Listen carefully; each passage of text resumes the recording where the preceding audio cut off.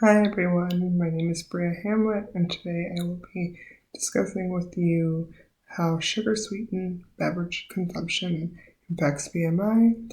This is an analysis of health-related risk behaviors, and the data we will be referring to is the 2016 Behavioral Risk Factor System data from the CDC, otherwise known as BRFSS.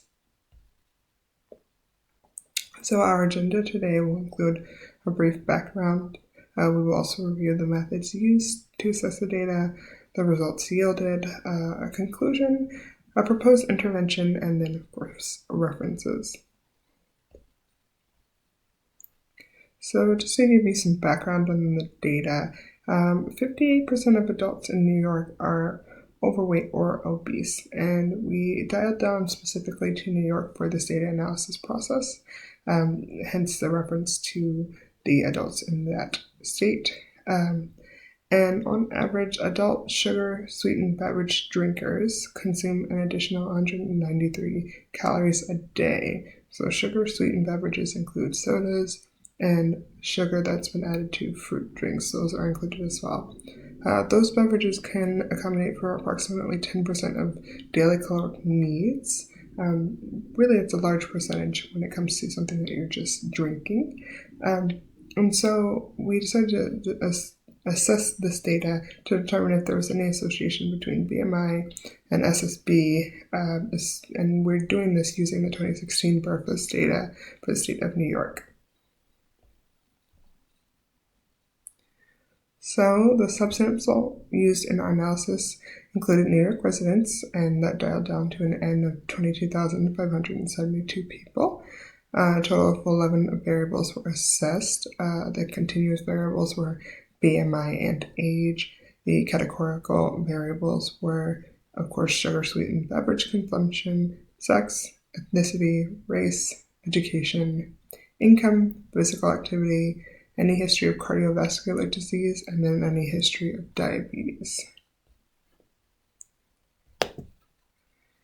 And again, since we were working with a very large data set, a lot of cleaning went into this process to get the data to where we wanted it to be.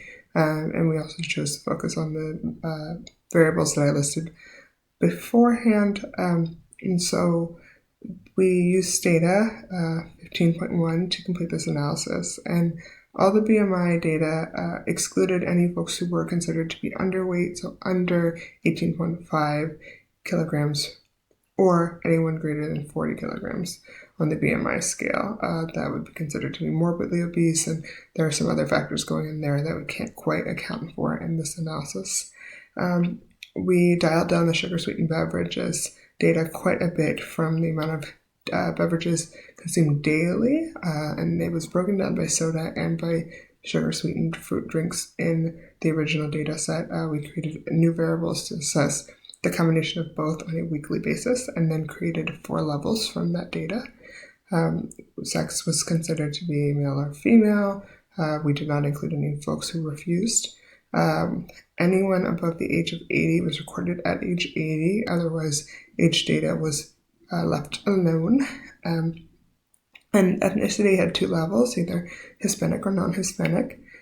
Race had 3 levels, white, black, or African-American, black or African-American being the same, or other, simply because the other racial minorities that were included in this data wouldn't have been registered as statistically significant if we left them as their own individual categories. It would be hard to assess that data.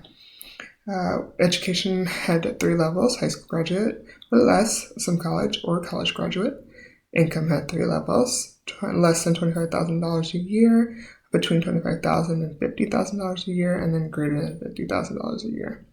And physical activity levels there were 2. Either, yes, they reported physical activity, or they did not. And then history of cardiovascular disease was dialed down as well, from any history of heart attack, heart disease, or stroke. All of those were registered as yes with this new variable, and diabetes was listed as having 2 levels as well. 2 levels as well, either yes or no.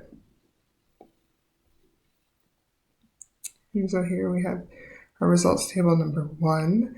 This table was just an overall look at descriptive and demographic data and how it pertained to weight status.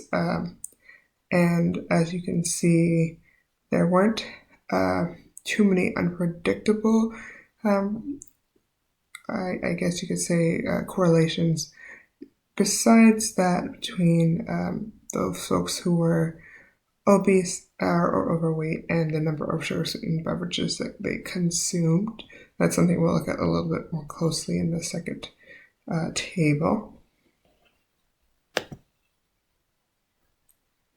And so here you can see that there was some statistical significance found around our hypothesis here that folks who consumed greater than 7 sugar-sweetened beverages per week were more likely to be obese or overweight.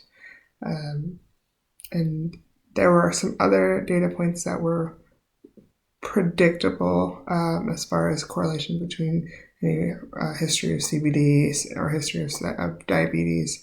Both are common comorbidities for folks who are overweight or obese. But we did find that what we hypothesized was to be true, that high consumption of these beverages was going to be correlated with either obesity or overweight folks.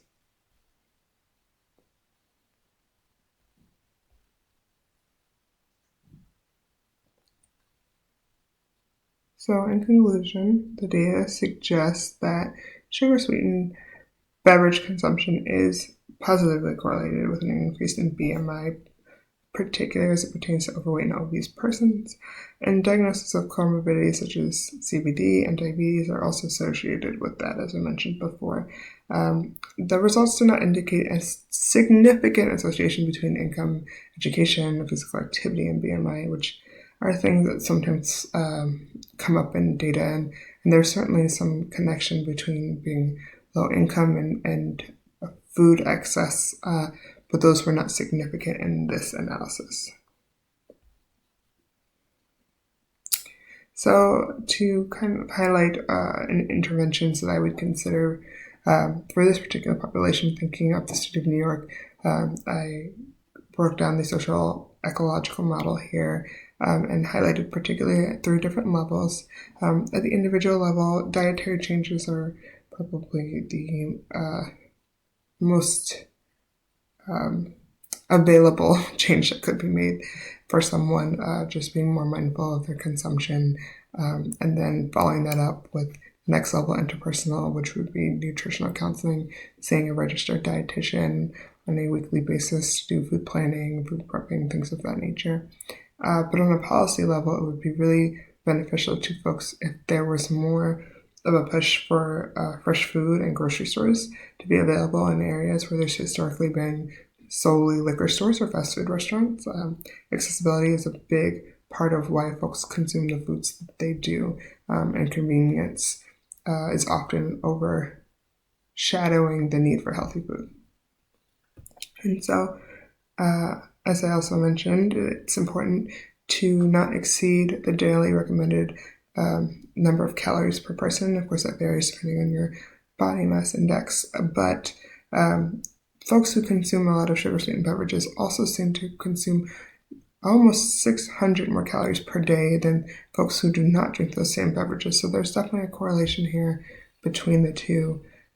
Also, any food diary keeping could be beneficial to these folks as far as keeping an awareness of how much they're eating and seeing if there's an association between particular meals that they like to have sugar-sweetened beverages with, particularly as it pertains to fast food and just the sizing of those meals in general. And here's my reference list for the studies I used for this analysis, and thank you for your time.